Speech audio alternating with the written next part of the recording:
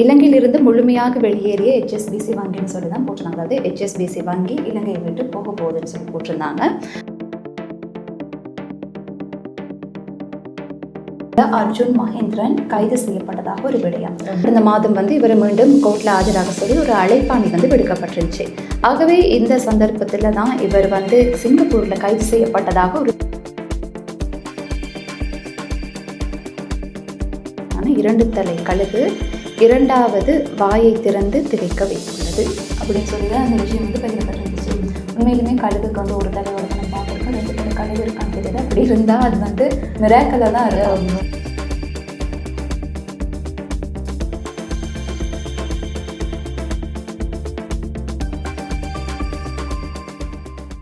வணக்கம் சுஜய். வணக்கம் சரண்யா. ஆமாம் சுஜய், கடந்த வாரத்தை போன்று இந்த வாரமும் சமூக ஊடகங்கள் வாயிலாக பல்வேறு தகவல்கள் பகிரப்பட்டிருந்தது. அதில் பகிரப்பட்ட தகவல்கள உண்மைத்தன்மை, அதாவது பகிரப்பட்ட தகவல்கள் 100க்கு 100 உண்மையானதா அல்லது போலியாக பகிரப்பட்டதா, அதே போன்று தெரிவுபடுத்தப்பட்டு பகிரப்பட்டதா என்பது தொடர்பில் உண்மையை ஆராய்ந்து உங்களுக்கு இந்த வாரமும் வழங்க நாம் தயாராக வந்துள்ளோம். ஆம் சுஜி, அந்த வகையில் கடந்த வாரம் பெரும்பாலானோர் பகிரப்பட்ட ஒரு விடயம்தான் இந்த HSBC பேங்க். அப்போ இந்த பேங்க் சம்மந்தமாக பல்வேறு தகவல்கள் பகிரப்பட்டிருந்துச்சு. அது என்னன்னா, ஒரு விஷயம் ஒன்று சொல்லியிருந்தாங்க, இலங்கையிலிருந்து முழுமையாக வெளியேறிய HSBC வங்கின்னு சொல்லி தான் போட்டிருந்தாங்க. அதாவது HSBC வங்கி இலங்கையை விட்டு போக போகுதுன்னு சொல்லி போட்டிருந்தாங்க. அதில் 2 லட்சம் வாடிக்கையாளர்களை நேஷன் ட்ரஸ்ட் பாங்கில் ஒப்படைத்து செல்கிறது HSBC to NTB அப்படின்னு சொல்லியிருந்தாங்க. அதே மாதிரி HSBC கிரெடிட் கார்டு 28% என தெரிவிக்கப்பட்டு கடந்த 25ஆம் தேதி, அதாவது செப்டம்பர் மாதம் 25ஆம் தேதி தான் இந்த பதிவு பகிரப்பட்டிருந்துச்சு. உண்மையிலேயுமே HSBC இலங்கை விட்டு போகுதா? ஆமாம் சரண்யா, இப்போ நீங்கள் சொன்ன மாதிரி இது கடந்த வாரம் அதுக்கு முதல் வாரங்கள்லேயும் இது பரவலாகவே பகிரப்பட்டிருந்துச்சு. சிலர் இதற்கான விளக்கங்களும் சில பிரதான ஊடகங்களில் வழங்கப்பட்டு இருந்துச்சு. உண்மைக்குமே இந்த HSBC வங்கி வெளியேறாங்களா அப்படின்னு பார்க்கக்குள்ள நிறைய பேர் HSBC வங்கியில் கிரெடிட் கார்ட்ஸ் வச்சுருக்கீங்க, அதில் கடன்கள், இந்த மாதிரி நிறைய விஷயங்கள் இருக்கும். இதை நாங்கள் ஆராய்ச்சி பார்த்தபோது HSBC வங்கியானது அவங்களோட சில்லறை வணிகத்தை, அதாவது ரிட்டைல் பேங்கிங், அந்த வணிகத்தை மட்டும்தான் நேஷன் ட்ரஸ்ட்டுக்கு வழங்கி இருக்கிறாங்க அப்படின்னும், அவங்களுடைய மற்ற, அதாவது அவங்களுடைய நிறுவன ரீதியான கோஆபரேட் டீலிங்ஸ் எல்லாம் அவங்க இன்னும் வச்சுருக்காங்க அப்படின்னு சொல்லி தான் தெரிய வந்துச்சு. அப்போ இதை தொடர்பில் நாங்கள் தொடர்ந்து பார்க்கும்போது உண்மையிலேயுமே அப்படி ஒரு விடயம், அதாவது HSBC வங்கியால் ஒரு அறிக்கை வெளியிட்டிருக்கிறாங்க. அவங்களோட சமூக வலைத்தளங்கள், இணையதளங்களுக்கு நாங்கள் போய் பார்த்தா அந்த அறிக்கையானது இருக்குது.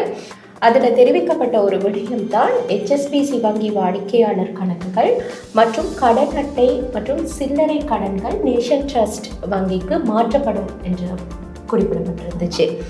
அதே மாதிரி இலங்கையில் வங்கி வணிகத்தின் மூலோபாய மதிப்பாய்வின் பின்னர் இந்த தீர்மானம் எடுக்கப்பட்டுள்ளதாகவும் அவங்க தெரிவிச்சிருந்தாங்க.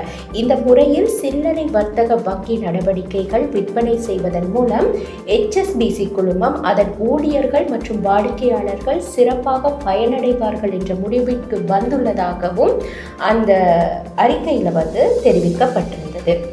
ஆனால் இந்த சில்லறை வங்கி வணிகத்தை மட்டும் கைமாற்றியிருக்கிறாங்களே தவிர பெருநிறுவன மற்றும் நிறுவன வங்கி வணிகத்தை, அதாவது கார்ப்பரேட் அண்ட் இன்ஸ்டிடியூஷனல் பேங்கிங், அந்த டீலிங் HSBC வங்கி தொடர்ந்து இலங்கையில் மேற்கொண்டு வரும் அப்படின்னும், இதில் எந்த பாதிப்பும் வராது, அதனால நாங்கள் இலங்கையிலேருந்து முழுமையாக வெளியேறலை அப்படின்னு சொல்லி அவங்க அறிவிச்சிருந்தாங்க. அதே மாதிரி நேஷன் ட்ரஸ்ட் வங்கியும் இதற்கான ஒரு விளக்கத்தை வழங்கியிருந்தாங்க, எப்படி இது கைமாறுது அப்படின்னு சொல்லி. இது ஒரு குறிப்பிட்ட தொகைக்கு கைமாறி இருக்கு அப்படின்னு சொல்லியிருந்தாங்க. இந்த ஒரு சின்ன விஷயம்தான் HSBC வங்கியானது முழுமையாக இலங்கையிலிருந்து வெளியேறிச்சு அப்படின்னு சொல்லி பகிரப்படுது. ஆனால் இது எது வரையிலும் HSBC வங்கி தனது எல்லா செயற்பாடுகளையும் நிறுத்திட்டு இலங்கையிலிருந்து வெளியேறலை, அவங்களோட ரிட்டைல் பேங்கிங்கை மட்டும்தான் நேஷன் ட்ரஸ்ட்டுக்கு மாற்றியிருக்கிறாங்க அப்படின்றது. ஆமாம் சுஜி, ஒரு முழுமையாக தெரியாமல் ஒரு விஷயத்தை பகிரும்போது இந்த HSBCயில் நிறைய பேர் அக்கௌண்ட்ஸ் வச்சுருப்பாங்க, நிறைய கிரெடிட் கார்டு வச்சுருப்பாங்க. அப்போ அவங்கள நிறையவே பயந்துருப்பாங்க. ஸோ எந்த ஒரு விஷயமே முழுமையாக தெரியாமல் ஷேர் பண்ணாதீங்க. அதை தான் நாங்கள் ஒவ்வொரு வாரமுமே சொல்லிகிட்ருக்கோம். வெளியிட்டிருக்கோம். அதே போன்றுதான் சுஜி இன்னொரு விடயம் என்னது, ஒரு முழு சமூக ஊடகங்களிலேயே வந்து ஆக்கிரமித்திருந்த விடயம்தான் இந்த அர்ஜுன் மகேந்திரன் கைது செய்யப்பட்டதாக ஒரு விடயம். இந்த அர்ஜுன் மகேந்திரன் யாருன்னு சொல்லி எல்லாருக்குமே தெரியும். தெரியாதவங்களுக்கு சொல்லணுமா இருந்தால், இவர் வந்து மத்திய வங்கியின் முன்னாள் ஆளுநர் தான் அர்ஜுன் மகேந்திரன். இவர் தொடர்பாக பல்வேறு குற்றச்சாட்டுகள் அதே போன்று பெரிய ஒரு மோசடியும் வந்து முன்வைக்கப்பட்டிருந்தது. அதாவது 2015ஆம் ஆண்டு வந்து இந்த மத்திய வங்கி ஒரு முறியேலத்தை வந்து முன்னெடுத்திருந்தது. இந்த முறியேலத்தின் போது இவர் தான் அந்த மத்திய வங்கியின் ஆளுநராக இருந்தார். இந்த முறியேலத்தின் போது இவருடைய மருமகனான அர்ஜுன் அலோசியஸ் அவருடைய கம்பெனி தான் பெர்பச்சுவல் ட்ரெஷரிஸ். இந்த பெர்பச்சுவல் ட்ரெஷரிஸ் நிறுவனத்துக்கு வந்து 10 பில்லியன் ரூபாய்க்கு அதிகமான முறைகளை வந்து இவர் விற்பனை செய்ததன் மூலம் வந்து அரசாங்கத்துக்கு வந்து பாரிய தொகை நட்டம் ஏற்பட்டதாக கூறி இவருக்கு எதிராக வந்து வழக்கு தாக்கல் செய்யப்பட்டிருந்தது. இந்த சந்தர்ப்பத்தில் வந்து இவர் நாட்டை விட்டு சென்றிருந்தார், அதாவது தலைமறைவாகி இருந்தார். இந்த சந்தர்ப்பத்தில் தான் கடந்த மாதம் வந்து இவர் மீண்டும் கோர்ட்டில் ஆஜராக சொல்லி ஒரு அழைப்பாணி வந்து விடுக்கப்பட்டிருந்துச்சு.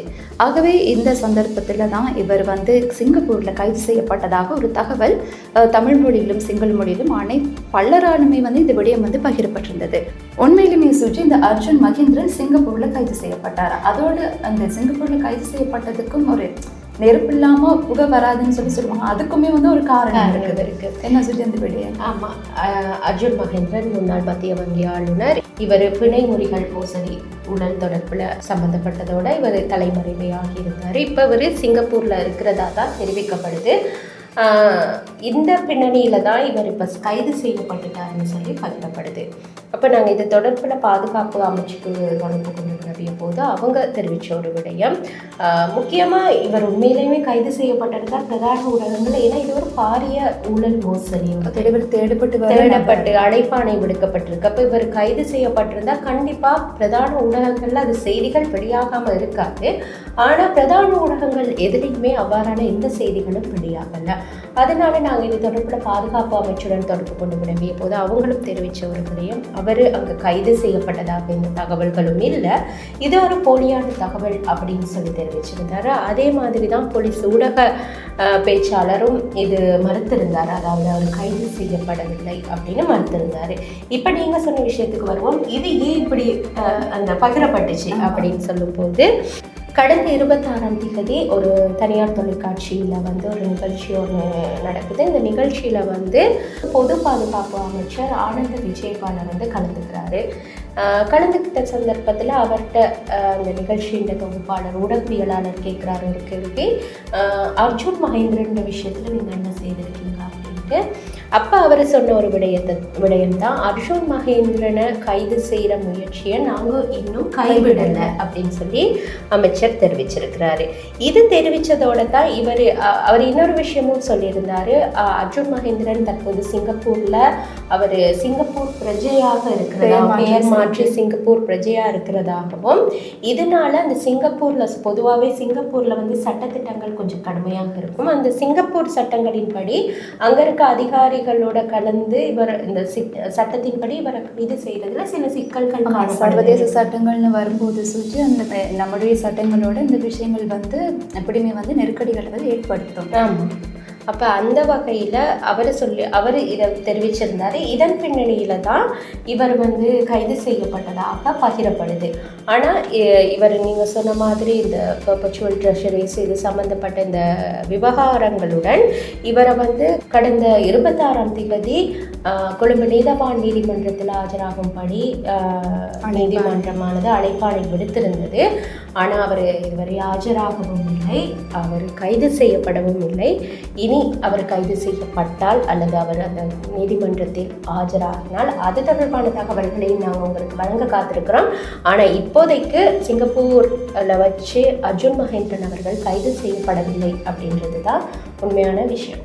ஆமாம் சுஜி, அதே மாதிரி தான் சுஜி இன்னொரு விஷயம் வந்து பகிரப்பட்டிருந்தது, அதாவது 2 தலைகளை கொண்ட கழுகு அப்படின்னு சொல்லி ஒரு ஃபோட்டோவோட ஒரு விஷயம் வந்து பகிரப்பட்டிருந்தது. அது என்ன சொல்லியிருந்தாங்கன்னா, 2 தலை கழுகு இரண்டாவது வாயை திறந்து திகைக்க வைத்துள்ளது அப்படின்னு சொல்லி தான் அந்த விஷயம் வந்து பகிரப்பட்டிருந்துச்சு. உண்மையிலுமே கழுகுக்கு வந்து ஒரு தலையோட தான் நம்ம பார்த்துருக்கோம், 2 தலை கழுகு இருக்கான்னு தெரியல. அப்படி இருந்தால் அது வந்து மிராக்கலாக தான் இருக்கும். அப்போ நம்ம ஆய்வு செய்ததில் இது கழுகாசிரி. ஆமாம், உண்மைக்குமே நீங்கள் சொன்ன மாதிரி அப்படி உண்மையாலுமே ஒரு 2 தலையில் கழுகு இருந்தால் கண்டிப்பாக அது ஒரு செய்தியாகவும் வந்திருக்கும். இன்னொன்று இந்த நேஷ்னல் ஜியாகிரஃபி மற்றும் டிஸ்கவரி போன்ற இந்த விலங்குகள் சம்பந்தமான இயற்கை சம்பந்தமான தகவல்களை பெரிதும் துல்லியமாக வழங்கும் சேனல்ஸும் இது தொடர்பாக அறிவித்திருப்பாங்க, அறிவிக்காமல் இருந்திருக்க மாட்டாங்க, அறிக்கையிட்டிருப்பாங்க. ஆனால் அந்த மாதிரி எந்த அறிக்கைகளும் இருக்கல. எனவே நாங்கள் இதில் அந்த இப்போ நீங்கள் பார்க்குற இந்த காணொலியிட ஒரு ஃபோட்டோவை புகைப்படமாக்கி நாங்கள் தேடுதலில் ஈடுபட்ட போது இது கடந்த 2024ஆம் ஆண்டு ஒரு எக்ஸ்தலத்தில் ஒருத்தங்க போட்டிருந்த ஒரு பதிவை ஒன்று எனக்கு காண கிடைச்சது. அந்த பதிவில் என்ன போட்டிருக்காங்கன்னா, mother and baby photo birds அப்படின்னு சொல்லி போட்டிருக்காங்க. அப்போ நாங்கள் இந்த பூட்டோ பேர்ட்ஸ் அப்படின்னு சொன்னால் என்னன்னு சொல்லி பார்க்கும்போது, பூட்டோ பறவைகள் அப்படின்னு சொல்லி ஒரு பறவை இனங்கள் இருக்குது. இது வந்து ஆந்தை மாதிரி ஒரு உருவத்தோற்றத்தோடு இருக்கும். இதுவும் இரவில் தான் கொஞ்சம் வீரியமாகவே செயற்படும்னு சொல்கிறாங்க. இப்போ இந்த வீடியோவுக்கு வருவோம். இந்த வீடியோவுக்கு வந்தால் இந்த பூட்டோ பறவையானது ஒரு மரக்கிளையில் இருக்குது. மரக்கிளையில் தன்னோட குஞ்சியை வைத்துட்ட வச்சுக்கிட்டு அந்த ரெக்கைகளால் மூடிட்டுருக்கு. நீங்கள் கவனமாக உன்னிப்பாக அதை பார்த்தீங்கன்னா அந்த வீடியோவை, அந்த குஞ்சுன்ற கால் தெரியும், அந்த வீடியோவில் கால் தெரியும். அந்த குஞ்சு தான் அந்த ரெக்கைகளுக்குள்ளால வாயை திறக்கும் போது அது வித்தியாசமாக வெளிப்படுது. நாங்கள் இது தொடர்ந்து ஆராய்ந்த போது ஒரு யூடியூப் தளத்திலையும் இந்த காணொலி வெளியிட்டிருந்தாங்க. அதுலேயும் தெரிவித்த ஒரு விடையும் பார்த்தோன்னே 2 முகங்கள் போல இருக்கும். ஆனால் இது வந்து ஒரு பறவையில் குஞ்சு, அது பூட்டோ பறவை வந்து தன்னோட குஞ்சை வந்து கட்டி அணைத்தபடி இருக்குது அப்படின்னு சொல்லி போட்டிருந்தாங்க. இந்த பறவையிலையும் ஒரு முக்கியமான விஷயம் இருக்குது சரண்யா. இந்த பறவை வந்து இப்போ மரக்கிளையில் இருக்கக்குள்ள அந்த மரக்கிளை மாதிரியே இருக்குமா. என்ன கேட்டால், எதிரிகள்கிட்ட இருந்து தன்னை காத்துக்கொள்றதுக்காக கண்களை மூடிக்கிட்டு அது வந்து எந்த ஒரு ஆடாமல் அசையாமல் அப்படியே இருக்குமா. அது வந்து அதில் உத்தி போல. மற்றது பறவைகள் பலவிதம் ஒவ்வொன்றும் அந்த மாதிரி.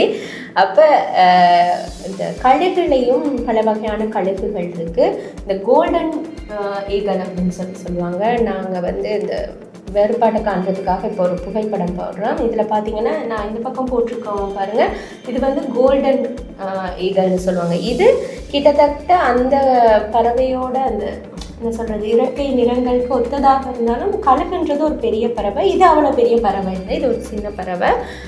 அதோட தோற்றம் மற்றும் கழுகை பார்த்தாலே ஒரு கம்பீரமாக இருக்கும். இது ஒரு சின்ன பறவை. எனவே இது வந்து 2 தலை கழுகும் இல்லை, அது அதோட 2வது வாயை திறக்கவும் இல்லை.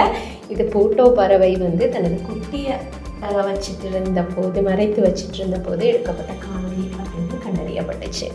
அதே மாதிரி தான் சொல்லி இந்த சர்வதேச பக்கம் நம்ம கவனத்தை செலுத்தினா தற்போது இயற்கையின் சீற்றம் காரணமாக வெள்ளப்பெருக்காக இருக்கலாம், அதே போன்று சூறாவளி போன்ற தாக்கங்கள் ஏற்பட்டு வருது. இதன் அடிப்படையில் தான் கடந்த 23ஆம் தேதி ஹாங்காங்கை ராகசா என்ற சூறாவளி தாக்கியிருந்தது.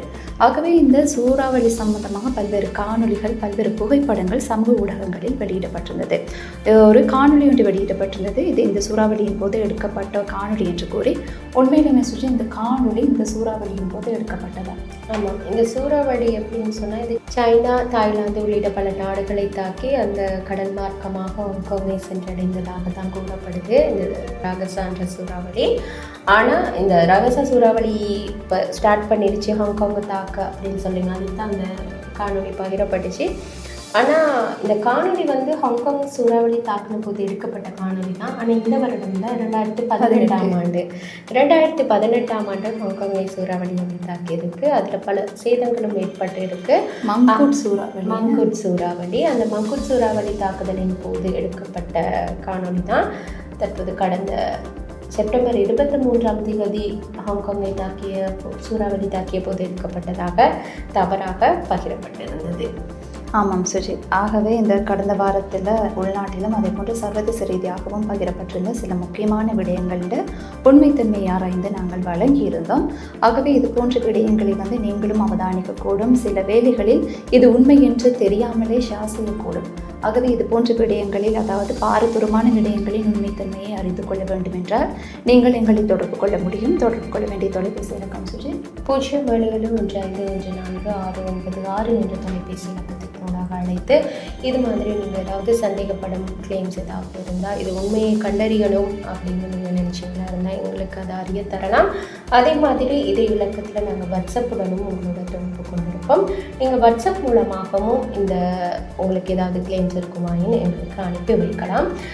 மேலதிகமாக நாங்கள் இப்போ பார்த்த இந்த தகவல்களை தவிர்த்து பல ஆய்வுக் கட்டுரைகள், பல உண்மை கண்டறியும் ஆய்வுக் கட்டுரைகள் ஃபேக்டர்ஸ் இன் ஸ்ரீலங்கா தமிழ் என்ற எமது இணையதளத்திற்கு நீங்கள் செல்லும் பட்சத்தில் பார்க்கக்கூடியதாக இருக்கும். அதே போன்று எமது சமூக ஊடக பக்கங்களிலும் நீங்கள் இது தொடர்பான காணொலிகளை கூட பார்க்கக்கூடியதாக இருக்கிறோம். ஆமாம் சுஜி, இந்த சமூக ஊடக தளங்களான யூடியூப், ஃபேஸ்புக், டிக்டாக், இன்ஸ்டாகிராம் போன்றவற்றிலும் இது தொடர்பான குறுகிய மற்றும் நீண்ட காணொலிகள் காணப்படுகிறது.